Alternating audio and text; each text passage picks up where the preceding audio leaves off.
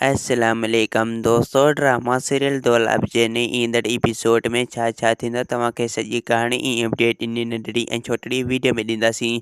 दोस्तों, वीडियो खे आख़िर ताईं ॾिसंदा, मुंहिंजे यूट्यूब चैनल ज़रूरु जमाली खे लाज़मी सब्सक्राइब कंदा ऐं बेल आइकन को ज़रूरु प्रेस कंदा, जीअं असांजो नओं हर ईंदड़ वीडियो पहिरियों ते सभ खां पहिरियां पहुचंदी रहे। ऐं दोस्तों, तव्हां बि नवां अपडेट ॾिसंदा रहो त तव्हांजो टाइम वेस्ट कोन पिया करायूं।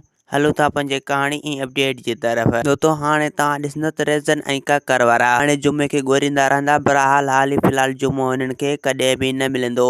रेज़न ऐं काकर बि मोलू खां जुमे जो ॾस पुछंदा, बहरहाल मोलू हिननि खे बि जुमे जो ॾस न ॿुधाईंदो। हिननि खे चवंदो त मुंहिंजे अंदाज़े सां जुमो जेको आहे रैस मंसूर जे ॻोठ तरफ़ निकिरी वियो। ऐं ॿिए पासे दोस्तों, हाणे तव्हां ॾिसंदो त अम्मा साण हैदर खे सम्झाईंदो। हैदर हाणे हलियो वेंदो मुराद तरफ़। मुराद खे चवंदो त तूं केस तां हथ खण, हाणे तोखे इहो रैस मंसूर मथां एतबार करणो पवंदो त रैस मंसूर जेको आहे तुंहिंजे भाउ अली खान खे अगवा नाहे कयो। इहा सॼी रैस शाह निवाज़ जी चाल आहे, तूं उन चाल खे सम्झी वञ। अगरि ईअं न थिए जो तूं बि रैस शाह निवाज़ जो शिकार थी वञ, उनजे करे तोखे हाणे होशियार सां रहणो पवंदो। ऐं ॿिए पासे दोस्तों, हाणे तव्हां ॾिसंदो त रैस शाह निवाज़ रेज़न खे घुराईंदो ऐं रेज़न खे चवंदो त तूं छाजे करे परेशान आहीं। रेज़न हिन खे सॼी हक़ीक़त न ॿुधाईंदो, यानी हू कूड़ सूड़ हणी पंहिंजो लटाए वेंदो। इन ॻाल्हि खे पोइ मटाए वेंदो। हिनखे चवंदो त मां मुराद जे करे परेशान आहियां। रैस शाह निवाज़ रेज़न खे सम्झाईंदो त तूं हाणे रैस मंसूर जे मथां कॾहिं बि केस तां हथ न खणजांइ। अगरि जेकॾहिं तो केस तां हथ खयो त पोइ रैस मंसूर असांजे लाइ ख़तरो थी वेंदो। उनजे करे तोखे केस तां हथ नाहे खणो, भले हू तोखे हैदर केॾी बि मिनतूं करे। ऐं ॿिए पासे दोस्तों, हाणे तव्हां ॾिसंदो त पीरियल जेको आहे मुराद खे चवंदो त हाणे असांखे रैस मंसूर सां मिलणो पवंदो। जो रैस मंसूर सां मिलण जी हक़ीक़त ख़बर पइजी वेंदी त रैस मंसूर जे अंदर में छा आहे ऐं हुन में इंसां कहिड़ो मसइलो आहे। इन पोइ हू असां सां करण छा पियो चाहे, सॼी हक़ीक़त जी ख़बर पइजी वेंदी। दोस्तों, असांखे ॾींदा हाणे इजाज़त, वरी तव्हां सां मिलंदासीं के नई ईंदड़ वीडियो में। जेसीं ताईं पंहिंजो ख़्यालु रखना। ख़ुदा हाफ़िज़।